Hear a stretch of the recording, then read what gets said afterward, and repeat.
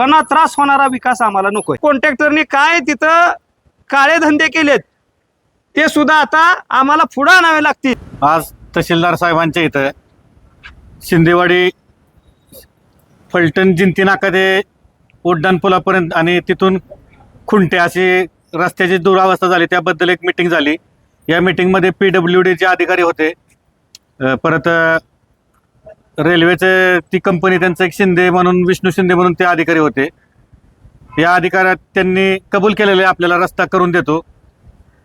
हा रस्ता जर त्यांनी करून नाही दिला तर आम्ही स्वाभिमानी शेतकरी संघटना व बाकीचे शंभूराजे खलाटे असतील बाकीचे सगळ्यांनी मिळून आम्ही रेल्वेचं काम बंद पाडणार हा इशारा मी देतो।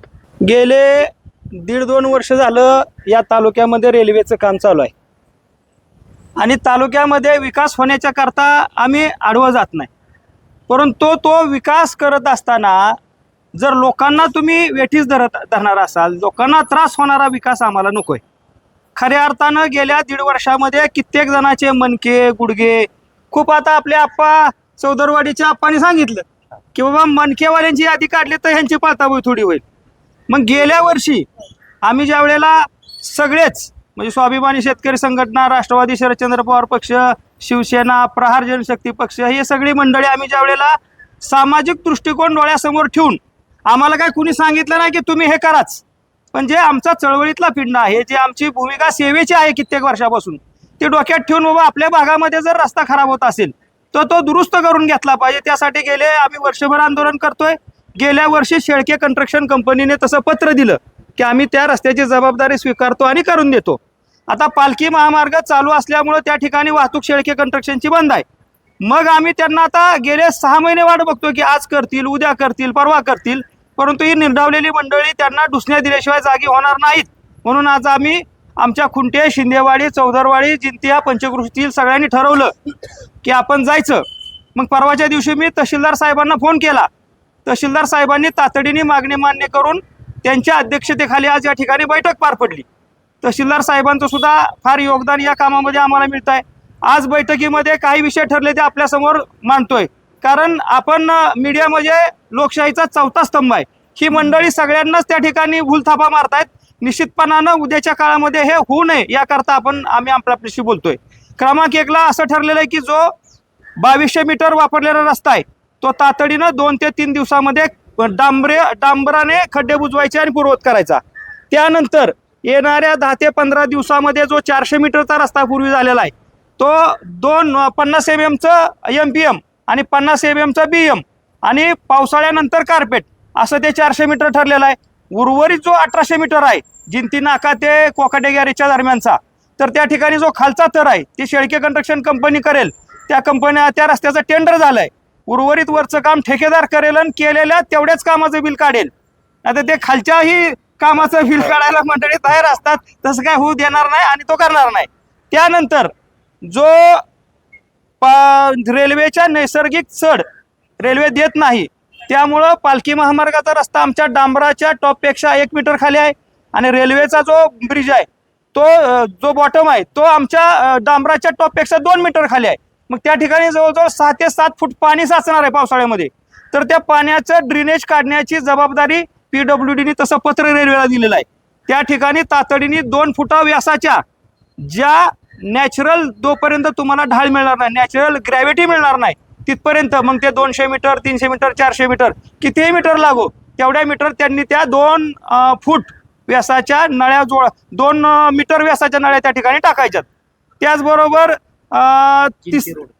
जिंती रोड बरोबर खुंट्याचा जो रस्ता आहे, खुंट्याच्या रस्त्यामुळे खुंटे शिंदेवाडी खुंटे हा जो रस्ता आहे मोठ्या प्रमाणामध्ये वाहतूक चालू आहे। मग तो रस्ता आहे जिल्हा परिषदेच्या अखत्यारीत। या ठिकाणी जिल्हा परिषदेच्या मस्के मॅडम सुद्धा आल्या होत्या। त्यांनी तसा शब्द दिला की तातडीने 2 दिवसात व्हिजिट करून त्या ठिकाणी जे पॅचअप करायचंय त्या ठिकाणी ठरलेलं आहे। त्याचबरोबर वडजल ते वाटारफाटा हा रस्ता सुद्धा शेळके कंस्ट्रक्शन कंपनीने उद्ध्वस्त केलेला आहे। त्या ठिकाणी सुद्धा येत्या 4-5 दिवसामध्ये डांबराचं पॅचवर्क करायचं ठरलेलं आहे। त्याचबरोबर जो जिंती रस्ता आहे, जिंती रस्ता म्हणजे तो रस्ता आहे का खड्ड्यातला रस्ता आहे, म्हणजे त्या ठिकाणी इतकी वाईट परिस्थिती आहे। जिंतीचे सरपंच या ठिकाणी शरद सरांनी त्या ठिकाणी भूमिका मांडली, आमचे रणवरे त्यांनी भूमिका सगळ्यांनी मांडली, तर त्या ठिकाणचा रस्ता सुद्धा येणाऱ्या 8-10 दिवसामध्ये करण्याचं ठरलेलं आहे. आता हे जे सगळं ठरलेलं आहे, काय राहिलंय का? त्याचबरोबर जे मोरीचा आणि नळ्यांचा काय प्रश्न आहे ते सगळं त्या ठिकाणी इतिवृत्तामध्ये घेतलेलं आहे. आणि जर ह्या इतिवृत्ताला किंवा ठरलेल्या विषयाला जर वाटाण्याच्या अक्षता दाखवल्या तर विनोद बाबा आपल्या सगळ्यांची जबाबदारी आहे.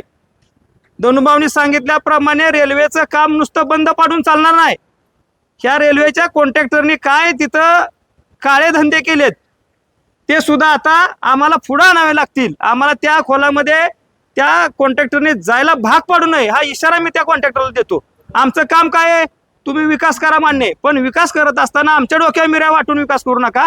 आमचे जे पंचक्रोशीतले लोक आहेत त्यांना येण्या जाण्याच्या रहदारीचे जे मार्ग आहेत ते व्यवस्थित ठेवा, एवढंच आम्ही या ठिकाणी मागतोय. आणि जर तशा प्रकारे जर फसवण्यात आलं तर आम्ही तहसीलदार साहेबांना सांगितलंय, PWDचे देशपांडे साहेब होते त्यांना सांगितलंय, काय कायदेशीर आपल्याला तुमच्या मार्फत गुन्हे दाखल झाले पाहिजेत.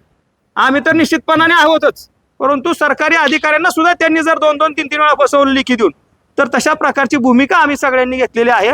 आणि निश्चितपणानं आम्ही उद्याच्या काळामध्ये होणाऱ्या लोकांचा त्रास वाचवण्याच्या करता ही सगळी जी आमच्या पंचक्रोशीतली जागरूक मंडळी आली, स्वाभिमानीचे अध्यक्ष आहेत, धनुभाऊ जिल्हा अध्यक्ष आहेत, त्याचबरोबर आपल्या प्रहारचे सागर गावडे पाटील आहेत, आमचे सगळे मंडळी आली, विनोद बाबा ही सगळी मंडळी प्रमुख आले, शरद सर आले, आमचे संग्राम पाटील आहेत. सगळ्यांची नावं आता घेण्यासारखा वेळ नाही, आप्पा आहेत आपले ह्याचे चौदरवाडीचे, सगळी मंडळी आली. आपण कौतुकास पात्र आहात, कारण तुम्हाला आम्हाला कुणीही सांगितलं नाही की हे करा बाबांनो, परंतु आपल्याला ते रोजचा त्रास आपल्या लोकांना होतोय तो वाचवण्याच्या करता आपण त्या ठिकाणी पळतोय.